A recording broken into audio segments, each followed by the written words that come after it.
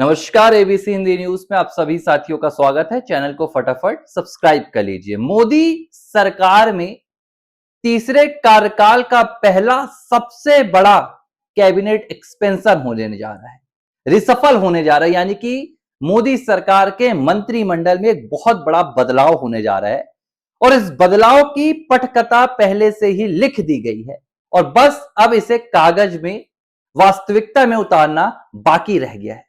कौन कौन मोदी सरकार से बाहर जा रहा है और किन नए चेहरों की एंट्री होने वाली है, पूरी अपडेट आपको बताऊंगा। वीडियो के अंत तक जुड़े रहिएगा। देखिए, मोदी सरकार के तीसरे कार्यकाल में कई पिछले बार के जो चेहरे थे उन्हें जगह नहीं मिली थी, कई नई चेहरों को भी जगह मिली थी, लेकिन कई चेहरों को लेकर असमंजस की स्थिति बनी रही थी। अब ये जो नया रिसफल होगा, फेरबदल होगा मंत्रिमंडल में, इसे लेकर जो सबसे बड़ी अपडेट है वो है वित्त मंत्रालय को लेकर। निर्मला सीतारमण जो 2019 से लगातार मोदी सरकार में वित्त मंत्रालय की जिम्मेदारी संभाल रही हैं, उन्हें लेकर सूत्रों के हवाले से खबर आ रही है कि मोदी सरकार ने मन बना लिया है कि वित्त मंत्रालय से उनको दूसरे मंत्रालय में शिफ्ट किया जाएगा। मानव संसाधन एवं विकास मंत्रालय में उन्हें भेजा जा रहा है और उनकी जगह जो नए वित्त मंत्री की एंट्री बताई जा रही है वो प्रधानमंत्री नरेंद्र मोदी के वर्तमान में प्रधान जो सचिव हैं, बेहद करीबी हैं और आरबीआई के पूर्व गवर्नर है शक्तिकांत दास। लंबा वित्तीय अनुभव है और इस अनुभव को जो लगभग 4 दशक से ज्यादा का है, उसे मोदी सरकार में मंत्रिमंडल में लेकर आने की पूरी प्लानिंग कर रही है। हालांकि अभी मुहर लगना बाकी है, लेकिन लगभग कहा जा रहा है कि यह तय है। जो दूसरा एक बहुत बड़ा फेरबदल देखने के लिए मिल सकता है, यह फेरबदल विदेश मंत्रालय में हो सकता है। लंबे समय से अटकलें चल रही थी जयशंकर को लेकर, एस जयशंकर को लेकर, कि एस जयशंकर को मोदी कैबिनेट में बदला जा सकता है, उनके मंत्रालय में चेंजेस लाए जा सकते हैं और कहा जा रहा है कि इस बार ऐसी संभावना है।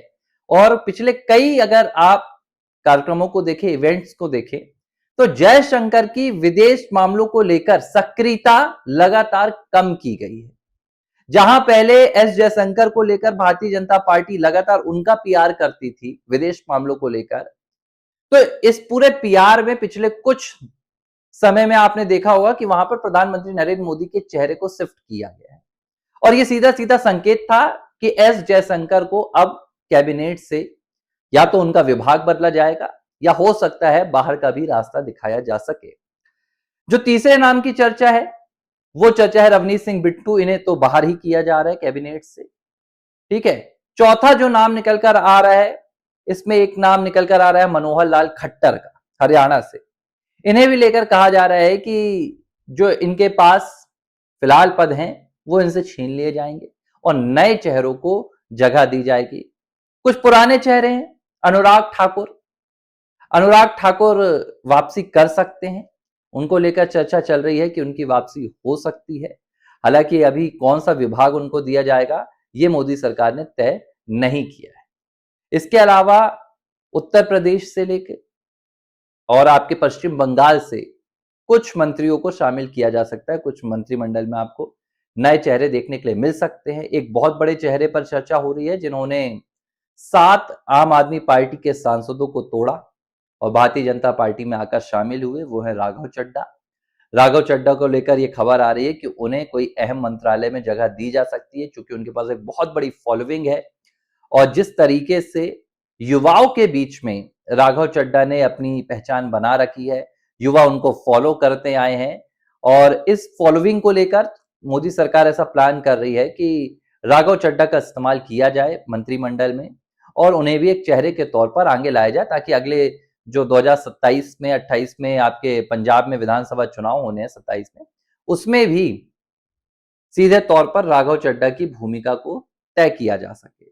शिवसेना बागी गुट से जो 6 सांसद आए हैं, तो इसे लेकर शिवसेना शिंदे गुट को भी यहाँ पर, अब तो एक ही शिवसेना है, उन्हें भी कुछ देने का प्लान किया गया है। तो इसमें श्रीकांत शिंदे भी मंत्रिमंडल में देखे जा सकते हैं और इसके अलावा कुछ चेहरे सरप्राइजिंग होंगे जिनकी अब तक खबर नहीं आई है। हां, बाहर होने वाले चेहरों में दो नाम बड़ी अभी अटकलों में देखे जा रहे हैं। एक शिक्षा मंत्री, उच्च शिक्षा मंत्री, आपके केंद्रीय शिक्षा मंत्री धर्मेंद्र प्रधान और दूसरे पेट्रोलियम मंत्री हरदीप पुरी।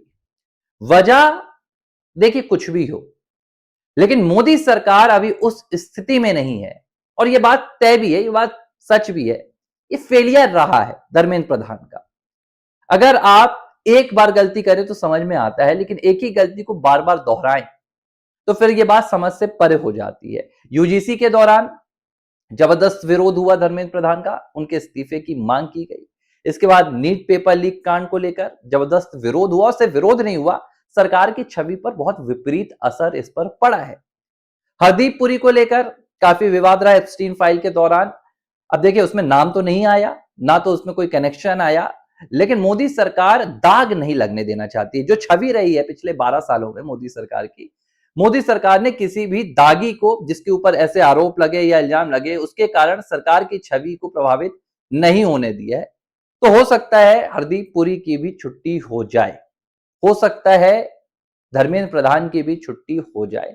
अब कुछ लोग कह रहे हैं कि प्रधानमंत्री नरेंद्र मोदी ने धर्मेंद्र प्रधान को जन्मदिन की बधाई दी है, लंबी चौड़ी बधाई दी है और ये कहा है कि भाई धर्मेंद्र प्रधान बहुत अच्छा काम कर रहे हैं शिक्षा विभाग में, तो अब उनकी छुट्टी ये मैसेज कह रहा है कि नहीं होगी, लेकिन ऐसा नहीं है।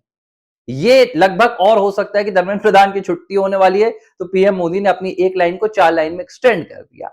तो कुछ बहुत बड़े चेहरे भी आएंगे, लेकिन ये जो फेरबदल होगा ये सरकार की मजबूती के लिए हो रहा है, ये किसी विरोध प्रदर्शन या किसी विपक्ष के दबाव के चलते नहीं हो रहा है, लेकिन जरूरत है, सरकार को एक मजबूती लाने की जरूरत है, सरकार को एक ठोस अपना मंत्रिमंडल तैयार करने की जरूरत है।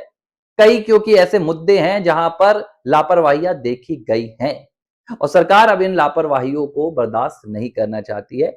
इसे लेकर बकायदा पीएम मोदी ने राष्ट्रपति द्रौपदी मुर्मू से मुलाकात की, गृह मंत्री अमित शाह ने द्रौपदी मुर्मू से मुलाकात की और यह नया मंत्रिमंडल आपको मानसून सत्र से पहले देखने के लिए मिल सकता है। एबीसी हिंदी न्यूज, आज ही जुड़िए हर खबर के साथ। एबीसी हिंदी न्यूज, आज ही जुड़िए हर खबर के साथ। एबीसी हिंदी न्यूज, आज ही जुड़िए हर खबर के साथ। एबीसी हिंदी न्यूज, आज ही जुड़िए हर खबर के साथ। एबीसी हिंदी न्यूज, आज ही जुड़िए हर खबर के साथ। एबीसी हिंदी न्यूज, आज ही जुड़िए हर खबर के साथ। एबीसी हिंदी न्यूज, आज ही जुड़िए हर खबर के साथ। एबीसी हिंदी न्यूज, आज ही जुड़िए हर खबर के साथ।